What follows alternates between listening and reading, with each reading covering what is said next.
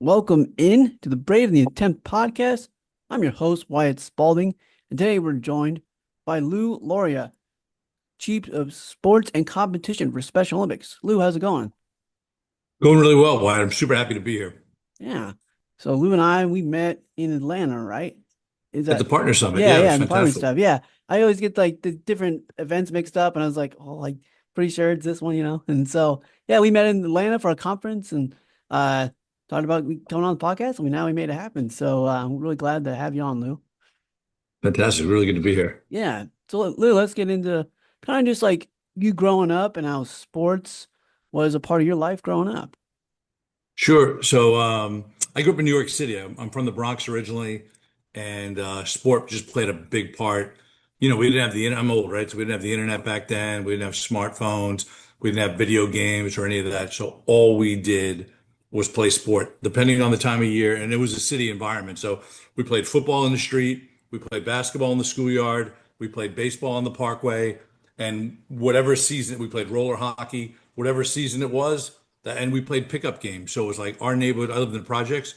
So it was our neighborhood versus another neighborhood. And then we're going to go to PS 105 and the guys that hang out in that schoolyard. And I found myself actually organizing a lot of it. I always wanted to be the one to make sure that we had a game coming up. And I was the one, in football, drawing up the playbook and everything. So I sort of gravitated towards sort of organizing that stuff.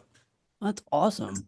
So kind of then go into like as you got older and your journey through your career and how it led you to Special Olympics. I guess first thing I want to ask you, did you ever experience Special Olympics as a kid or a teenager growing up or not till adulthood? Uh, Not as a kid. I was aware, like everybody in the United States is Hmm. aware of Special Olympics and the good work they do and everything. So, and I had friends later as my career got started. I had friends that work in the Special Olympics, and I always try and help out if I could, whatever. But when I grew up, there was really no sport industry the way we know it now. So I grew up in the '70s, and I remember I was just going through some documents, and I had a old New York Knicks media guide from like 1974. And the front office of the Knicks, it might have been 20 people, maybe 20 if you Wow. count coaches. There was like a ticketing guy, there was like a communications person.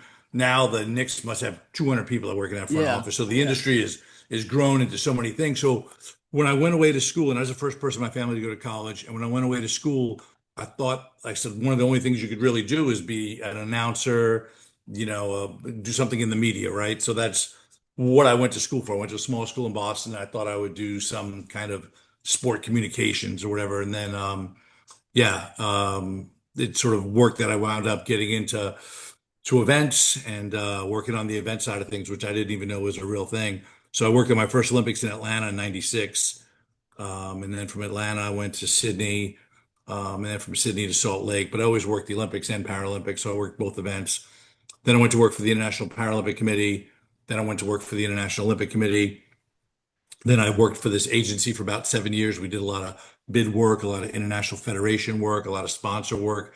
And then I wound up at the UFC. Do you know what that is, MMA? Yeah, yeah. I was at the UFC for 2 years. I did federation relationships, and we had this big event called International Fight Week, and I did corporate social responsibility. And then in 2016, I went to Rio and met Mary Davis, and we sat through opening ceremonies together in Rio, and we had a great conversation. And then brought me to Special Olympics in November 2016, and it's been the best part of my career. It's been so much fun. I got a great team. We work really well together, and we're doing some cool stuff for the athletes. So it's been good fun. Great. So kind of go into detail, like if you're like me, you go to these big events like Special Olympic World Games, USA Yep. Games, but you don't see all the little small details that go into it. So kind of like from Olympics, Paralympics, and Special Olympics, what small details go into planning those big events that people really don't notice, but it's a big part of making it all happen. Sure. So, I mean, you start out with the bid, right? Like, so, and I worked on bids too. I worked on the Russia World Cup bid, the Mhm. Pyeongchang Olympic Winter Games bid. So it really starts with the bid. And frankly, for any event to really have an impact, to really sort of change a community, change people's lives, it really comes down to like thinking about the legacy when you're starting to think about the event. What do I want this to look like in 5 years after the event, 10 years after the event? So a lot of that legacy planning, whereas it wasn't a thing years ago, you just hosted the event because it was going to fill hotel rooms and the broadcasters are going to broadcast and all that stuff's still there. But now you're thinking about how we can change a part of London. In the case of the London 2012 Olympics and Paralympics, they changed East London, which was an area that needed some investment, or how you can change healthcare, the great work that we do on the health side with healthy athletes, where we go to Abu Dhabi and we train 600 healthcare professionals to learn how to work with people with intellectual disabilities. So the legacy stuff is really going to put you on good footing. And then the event itself and the planning, the Olympic Games is usually about a 7-year planning cycle. Our event is less complicated because you don't have construction and Mhm. we're less complex in some ways. And then it's a matter of good leadership on the organizing committee side, making sure the partners on the organizing committee side, be it the government funders and everybody. And it's challenging. Sometimes you run through an election and the people that were there at the bid have been voted out of office and you have new people and they might have different ideas or the money doesn't come through. So you have to be, somewhat flexible, adaptable, and this type of thing. I'm a generalist. Like I worked in sport, I worked in competition management, then I worked in venue management, then I worked in sponsorship on that side. So I know a little about a lot of things, but I can't really go all that deep into Mhm. catering or Right, right. cleaning and but so like more of a generalist. But we've got a great team and we're having a lot of fun and we're adding more events, which is great. Nice. So even though like the biggest events are for some are like 4 or 2 years apart, what's your everyday work like life like? Sure. So we've got people on the team that are responsible for planning. So they're working right now in Puerto Rico on the Unified 3-on-3 Basketball World Cup that'll happen early December. Got other people working with Europe, Eurasia on the Poland volleyball event that'll happen in October. So we've got people that are planners working on that. Then there's a small group of us that are looking ahead and having conversations around 2033 and who might host our winter games after Switzerland. So we're working further out than I think the organization has ever worked before, and we're putting a lot more into the legacy and why, right? Like you go to a lot of cities, and can Calgary in Canada, can they host a World Winter Games? They absolutely could host a World Winter Games, but you really got to get down to the why do you want to host it? Do you want to host it just because you're going down a list of events and you go, oh, yeah, we'll host that one? Or is there a meaning behind it? What are you trying to do? You're trying to do something in schools or health or the community and trying to bring people together. So we spend a lot more time on that. So that's what part of the team does. So we've got planners, and then the sports side of the department is all sport development. So we've got a sport development team that leads all the coaching education work, trying to train more coaches at a higher level, try and make sure coaches are certified. And also, we look at all the partnerships that we have. We have over 1,200 partnerships. So that's everything from the Brazilian Tennis Federation to our relationship with UEFA, which is European football, to our relationship with the Badminton World Federation, BWF. And all of that, these partnerships offer coaching education on the national level. They offer access to venues, equipment, competition support, officials training, and everything, media and communications. And then, so that's one part. And then there's another part of the sport department that's responsible for the competition management. They look after the quota, they look after all the sport impact standards, they do all the detailed planning around the venues and the spaces related to the athletes. So it's basically it's about 4 sections, there's two sort of on each side that all come together as one department when we work on these events. The cool thing about the single sport events, real quick, Mhm. is Yeah. the application process. So every team that you see in Puerto Rico in early December will have gone through an application process to apply to have a team entered. They'll talk about what their basketball development goals are. We want more women playing basketball. We need Mhm. more coaches. We want a better relationship with our national federation. So with these single sport events, we're really, really able to lift the standard of competition and also deliver a sport development element so that after the game, after the competition, we can follow up and find out, how the sports progress in those countries.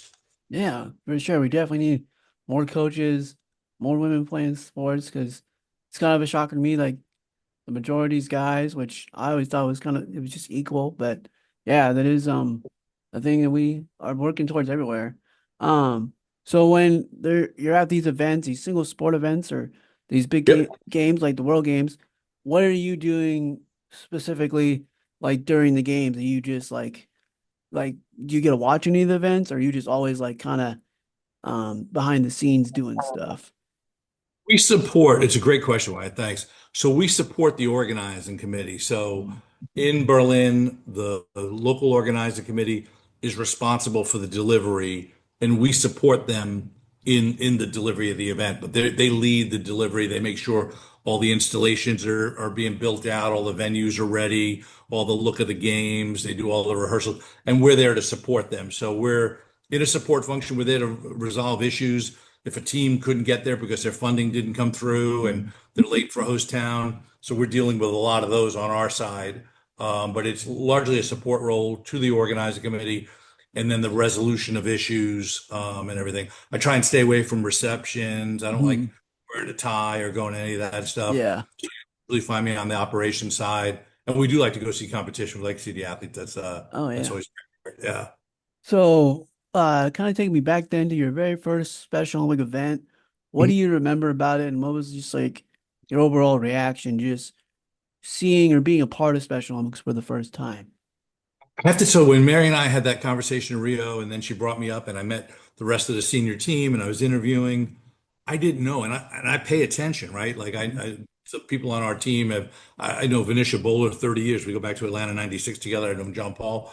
So what I didn't know is all the work that we did in health. I didn't know all the work we did in education. So for me and Host Town, how great is Host Town? Yeah. So when I went to Austria as my first games, and Mary and I went to a couple of host towns. Oh, and LETR, I didn't know about LETR. I just knew about the sport part. So I remember I met the person running health, and I was supposed to be interviewing, trying to figure out if this job would work and everything. And I just had 1,000 questions around health because Mm. it sounded so awesome, the Yeah. work that we do in healthy athletes. So I learned a lot at my first event. I knew the athletes would be great and all that stuff. I didn't have any doubts about the sport part. But healthy athletes, all the unified sport, LETR, host town, and how awesome that is. In fact, we played a basketball game. I forget whose host town it was. We played a pickup game with some athletes that were there for the Winter Games in Austria and basically got run off the court because we're old now. But that was a lot of fun. So yeah, learning about all the other things that I did not know. And I said I pay attention, but had no idea all the other stuff was happening was the best experience. So when you say host town, it's like these different towns hosting certain events for the games then? No, they host delegations. So, like when Okay. you landed in Germany, you may have, if you were Finland, you may have landed in Munich and been hosted by a small village outside of Munich. And if you came from Africa, maybe you landed in Frankfurt and you were hosted. So you come and you spend like 3 days with a community. There's a cultural exchange. You're eating, you're amongst them. There's celebrations, there's sport training. You're getting ready for the competition, and then everybody comes to Berlin or came to Berlin for the event itself. So it's a great way to take our event. And sometimes, let's say you're sitting in Germany and you go, "Oh, that event's happening in Berlin. It doesn't really have a lot to do with me." But Mhm. now all of a sudden, you got the team from Venezuela and maybe the team from Costa Rica are in your town for 3 days. So now the event very much touches you. You very much see it and experience it. Mhm. You get a chance to feel that inclusion. And then the athletes go to Berlin and you're connected to it. So I think Wow. it started in 1995. They did it in New Haven for the first time.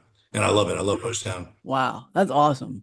Yeah, because the Winter World Games was in Italy, as we both know, Yep. this past March, and um you were there probably obviously. So what was like one of your favorite moments at the Winter World Games, or how do you think it went overall? Sure. It was a very tough road leading up to those games. It was a very, very hard event. We had to make some cuts. I mean, they bid during the pandemic. Mhm. They had a change in government like you'll have. So we had to change some things around a little bit, but in the end, it was a fantastic event. My favorite moments are always going to be like going to Healthy Athletes Mhm. and seeing there was I think it was an Egyptian woman get fitted for a hearing aid, and then a couple of days later she comes back and she hears for the first time. Those things are always the things that really sort of touch you. The sport was always going to be great. MATP, I love MATP, and MATP was really really showcased well. in Turin. They did a fantastic job, and we had two athletes in sit skis come down the mountain and do a demo for skiing with their fathers. So the attention MATP is getting, because I always say we've got millions of athletes, but we have to make sure that we represent the highest performing athletes doing Right. triathlons and cycling and everything Yeah. else. And then we also have to make sure we represent MATP athletes and that they're doing the best of their ability. So it's all about all ability levels and just providing a platform for people to reach their peak and their best ability. So MATP, that's like just lower skilled athlete, or what does that stand for? Sure. Yeah, sorry. It's a motor activity training program, Okay. and it's for athletes with really like high support needs. Okay. And it's basic activities. It might be rolling a ball across a table into a Hmm. bucket. It might be Yeah. pushing a shopping cart through some cones, like a slalom course. There's lots of, but it's all motor activity stuff Right. that they do, and we're doing some good work. We've got a new partner on, Nestle Health Sciences is helping to fund MATP, which is great. The MATP community, the families are fantastic. We've got a really talented woman now leading MATP for us. And yeah, it's great. I love MATP. That's awesome. Yeah, like I think that's awesome to see like all different levels can go. Because yeah, I mean if you are high performing, sometimes gets more coverage, which I understand. I think that's just sports in general, but it's cool Exactly. that even if you're average at a sport or you struggle but you still want to compete but are able to travel, that's awesome. Because I know there's some sports I can compete at high level and some sports like I'm just gonna compete locally, I'm not like, trying out for no team. You're like For sure. selected. But yeah, that's awesome that you do that. And then uh how are things going for the World Summer Games in Chile in 2027? In You guys, Santiago? Yeah, yeah. so Santiago is going to be good. I mean, again, credit to Special Olympics Chile. You have a national program that had very low awareness in the country. They were in eight of the 16 regions in the country or the states, Hmm. provinces. So they went to their government, Special Olympics Chile, and they'd come to Berlin. So the deputy minister of sport, she came to Berlin. She saw what was going on in Berlin. They were just getting ready to host the Pan American Games. They were looking for more events. They saw how special our event was and the impact that it made. So between Special Olympics Chile, Special Olympics Latin America, and the Chilean government, they came with a bid to host, and it's going to be good. It's going to be a really good event. In fact, we're Awesome. going down in November. They're hosting the Para Pan American Youth Games. So basically, Oh, there's a Para Pan American Games, and this is the Para Pan American Youth Games. So we're going down in November, meet with the organizing committee, see that event, see how they deliver everything. And SO Chile is already expanding. One of the goals is they're in eight provinces, mhm. and they're going to move to 16. So they've got funding. So they're setting up Special Olympics Chile and the rest of the country, which will be the legacy. That's awesome. Wow, it looks like everything's going real well for you guys on the back end, and then athletes are training, and you'll be in Minnesota for the USA Games, right? In Yeah, 2026. so our team doesn't lead that, but I'll definitely Okay. go and want Yeah. to see that and everything. So that's a great property that Special Olympics North America, Mark Edenson started, and Greg Epperson's now is taking it forward, and they've been really, really good games. So I'm going to go to Minneapolis, and I'll be there next June, which will be good. Nice. Be That's good. awesome. So, through your journey through Special Olympics, what have you learned, or what have you learned from your coworkers, or just watching athletes about what special means to you, or facing adversity in sports and in life? Yeah, I think and it's funny because I've been involved in Paralympic sport, now involved in the Special Olympic sport. Hmm. I think really it's about having expectations for everybody, right? Hmm. Like having expectations that people are going to train, people are going to try and be their best, and not to lower the expectations, right? Right. Like to constantly be challenged to do one more rep or one more sprint or shoot one more basket. And I think that translates into the workplace and school, spend a few more minutes studying, do the extra bit of work and all. So I Yeah. think having expectations and not lowering expectations is one thing. I think the other thing would be what sport can deliver. It can deliver leadership, like people like yourself. It can deliver social inclusion. If you look at Unified, Hmm. it can deliver health benefits, as you see. You're playing three, four different sports. So there's that. And then the other thing that I absolutely love is we're trying to do more of is we're trying to. In fact, we just had I saw a note about a coach from I think it was Jamaica who came to Turin, who was a coach with an intellectual disability. So we're trying to create more opportunities for athletes to become coaches, become officials. There's a guy that works on our team, Garrett, out of SO Washington, who's a football referee, and he ref the Unified Cup. It was great. So trying to create more opportunities to encourage athletes to, hey, maybe I want to. Oh, actually, in Abu Dhabi, there was a cool thing where the BWF, our badminton partner, the International Federation, they trained up a bunch of our athletes who are badminton players to be officials, and then they were officials for all UAE badminton, not just Special Olympics badminton or Paralympic badminton or Olympic badminton. They were just UAE badminton officials, so there was no label on them or anything. They just officiated. So trying to create more opportunities for athletes who want to, and not everybody does, right? You might say, I just Right. want to practice. I want to play. I Right. want to go home. I want to go hang out, play Xbox. I don't really want to be an official. I don't, I spent Yeah. my career yelling. I spent my career yelling at officials. I don't want to be yelled at, Yeah. right? So Yeah. but we want to make sure that people know that if you want to be an official, you want to be a coach, you want to get involved in organizing, that we can help with that. Yeah, I think like someday I think when I get older, I think I'd like to coach. I think it'd be fun to coach athletes Mhm. and yeah, I think football would be really fun to coach because you can run plays and Yeah. stuff. But that'd probably be my favorite. But and plus like when my twin brother was our flag football coach when I played traditional, he's like, yeah, it's the most fun because we run plays and you can just come up with plays on the spot and yeah, I was like, oh, that's a good point. But kind For of sure. real quick, I want to you brought up something United, did you say Unified Cup or United Cups? Yeah, we have a unified cup, so that's a Yeah. football. So, yeah, Yeah. Do you want to explain what kind of like what that is or what those are? Like the sure, cups? sure. So the, we've been trying to establish a unified cup in football. I'll say football, but soccer for the U.S. Right. audience. So we're trying to establish a unified cup. We had the first one in Chicago, where we, celebrated our 50th anniversary. It was the sporting element of the 50th celebration.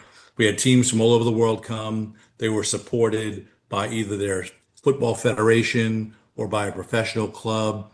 We had a partner in the Chicago Fire, the MLS team, helped out with the venue and some of the technical support. So we established this event and then we put it out to bid and we had seven interested bidders and then the pandemic came. So we wound up with, credit to SO Michigan. Tim Heilman runs a great program and that program stayed with it. Others had to fall off because of the pandemic. The Mm. world was shutting down.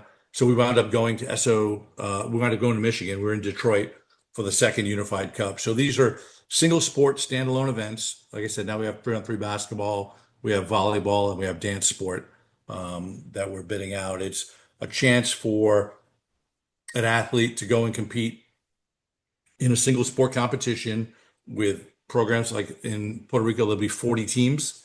So that's 20 men's, 20 women's, everything we do, gender equity. So 20 men's teams, 20 women's teams, 3-on-3 basketball. FIBA Americas will be helping us with that. The NBA is going to help us with that. The Puerto Rican Basketball Federation, Special Olympics Puerto Rico, Latin America team, which is a great team, and then our team will deliver that event. And then we'll put that out to bid, and we're looking for a host for 2029. So it used to be that we had summer games, then 2 years later we had a winter games, 2 years later we had a summer games, and there was a lot of time in between, for sports that are popular. 3-on-3 is something relatively new for us and something different. And then the other thing we're doing to make sure is whatever we offer in these unified cups, we're not replicating in the world game. So if you Okay. see something, it'll be something unique, it'll be something different and everything. So yeah.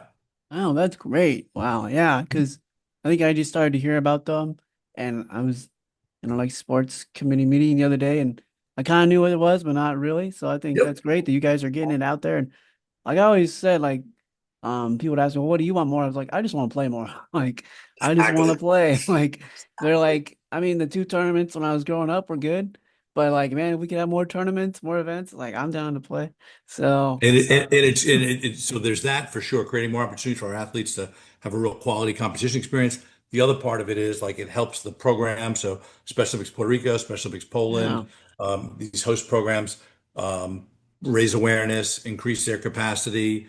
It helps our brand team, gives them something else to talk about in communications and social media and everything. So Mm. it's got a lot of purposes, but the quality of the competition is, and it's all about, we always make sure, like in Michigan, we had lower ability schools football tournament one of the days, one of the rest days, Yeah. and they were trying to start unified unified soccer Yeah. Yeah. in the schools program. So we did it as a pilot to get it launched. So again, it's not that we're drifting towards only the highest ability athletes. It's always about all the athletes, but it's about a quality, higher quality competition. Yeah, for sure. Well, thank you, Lou, for coming on and sharing all the details of going into international events and all the big events Special Eh, Olympic has. So thank you. No, anytime, Wyatt. I got to ask you, Nebraska this season, how are they going to do? Well, I'm gonna say 8-4. 8-4. Eight and Let's four? go. Okay. Let's just make a bowl. Bowl game. Like people always say, like, oh, we're gonna go 10-2. And I was like, we went the last 5 years, I think like four of them, we went 3-9. So we should just make a Is bowl. in Nebraska, is it like so? When I was living in South Carolina, I worked in South Carolina's athletic department. This is like the beginning of my career, and I was dating a girl at the time, Oh, and she said that if a girl wants to get married in South Carolina, she's got to check the football schedule. Is it that way in Lincoln? Like if you were a woman and you wanted to get married, you and your fiance would look and say, "Oh no, they're playing Colorado. We can't. They're playing Colorado at home. We can't get married. Nobody will come." yeah. Is it a little? You're I would right. say, yeah, I'd say that it's like that. It's just like That's it's awesome. football season. It's basketball season. I'm a big basketball fan, but I'm not gonna lie. Like people say, oh, they play on Wednesday. We could just watch that game. But football, it's like, okay, what time's the game? We gotta get married around the game. Yeah, yeah, So yeah, exactly. That's what she said. She said, you got to look at the schedule because nobody will exactly, come. And in South Carolina, you get the two schools, and then there's hunting in the fall. She's like, you're really better off with a spring wedding. You're just exactly, better off with a spring wedding. exactly. If you're a football state, just get married in the winter or summertime. So Hey, Wyatt, thanks for the time. Happy to come back on anytime. You got my email. Do ping me. You got any questions? I'm here for you. Okay. yeah, thanks, Lou. All And thanks right. for talking to my son about the surgery and everything. He's coming through it okay, and yeah, and I think he appreciated hearing your story and everything. Yeah, for So, sure. I appreciate talking to him. So all be right, good, man. Take you too. care. Bye. All right, bye.